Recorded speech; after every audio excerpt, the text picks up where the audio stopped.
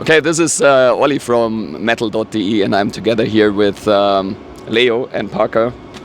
And the guys played an amazing show a few minutes ago, and we're gonna talk about that in a few seconds. Stay tuned.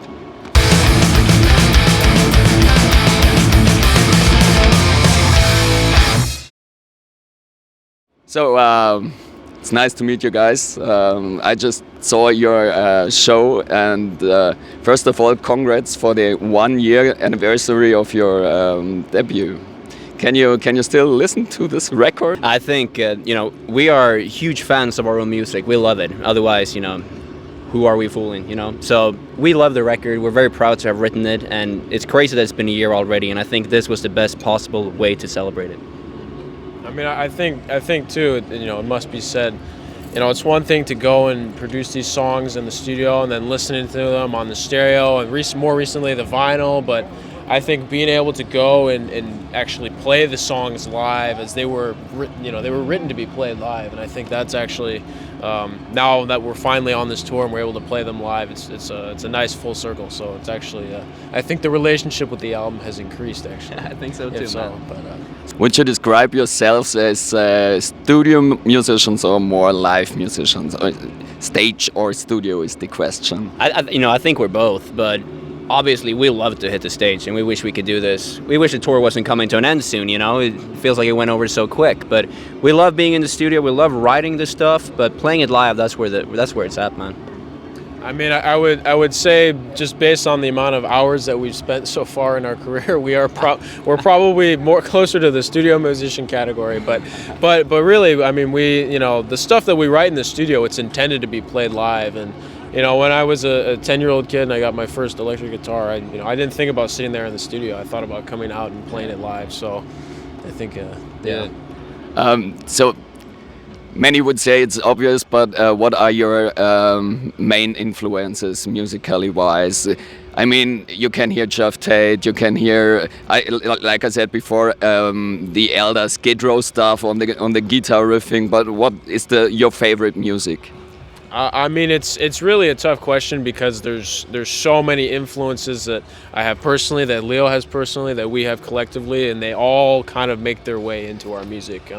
We don't really, when we write music, we're not necessarily sitting down and trying to write a specific kind of style or specific thing. We just, whatever riffs and ideas and melodies that are inspiring to us, that's what we write. And that's, again, it's a product of many things. But if you want a few names, I'll throw some names. So let's, we got Blue Murder, White Snake, Diamond Head, Dio, Rainbow, Judas Priest, Iron Maiden, Black Sabbath.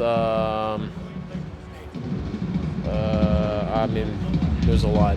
Yeah, that's who I can think of right now. The most important bands. I think so, right? Yeah, those are the big small ones. names. But there's a lot. There really is.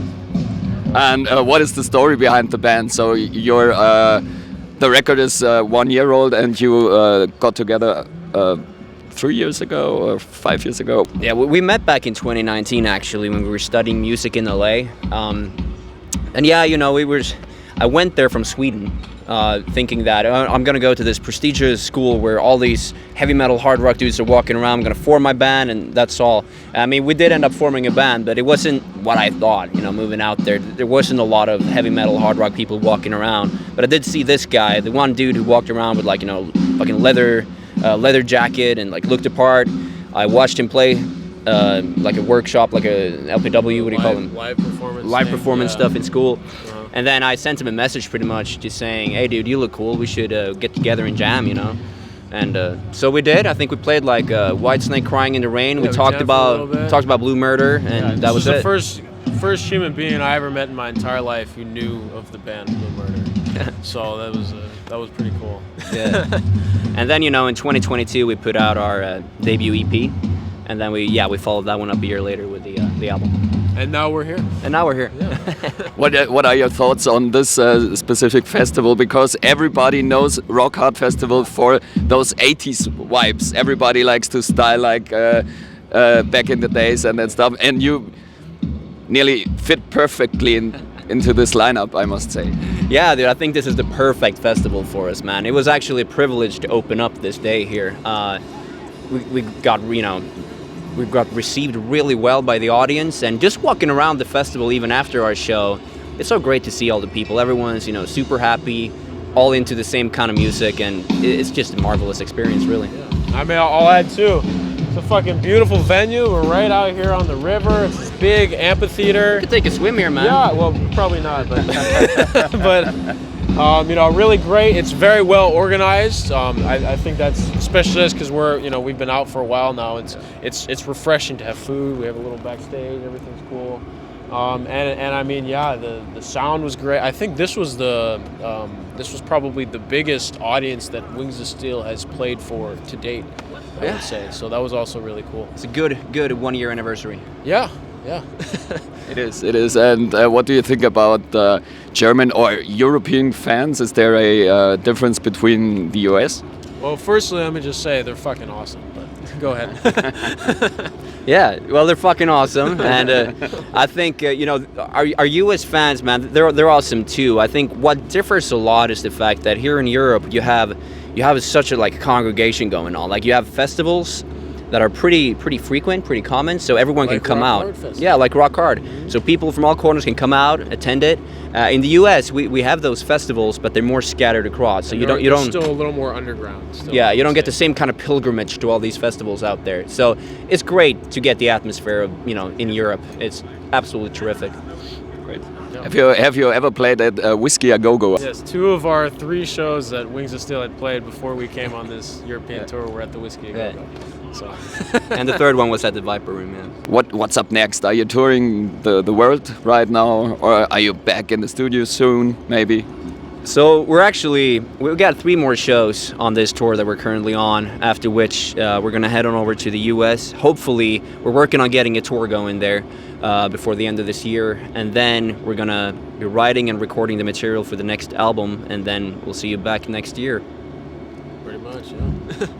So your music is not just for partying, so you can dance, you can party, but I guess the lyrics are maybe a bit more deep, aren't they? So what is the main subject you're writing your songs on, or the lyrics? I mean, I think when it comes to lyrics, we're hesitant to give a song a specific cold hard meaning, because I mean, as far as our personal relationship with music, and we know, I think it's something that your relationship to the song should be unique to the listener. So however you hear the lyrics and the music as a whole, that whatever it means to you, that's what the song means. And I think fundamentally that's pretty much what we're rooted in. But I think most of the songs are written from a pretty broad perspective, where I feel like most people can probably latch on to a part or the other and recognize themselves in the lyrics.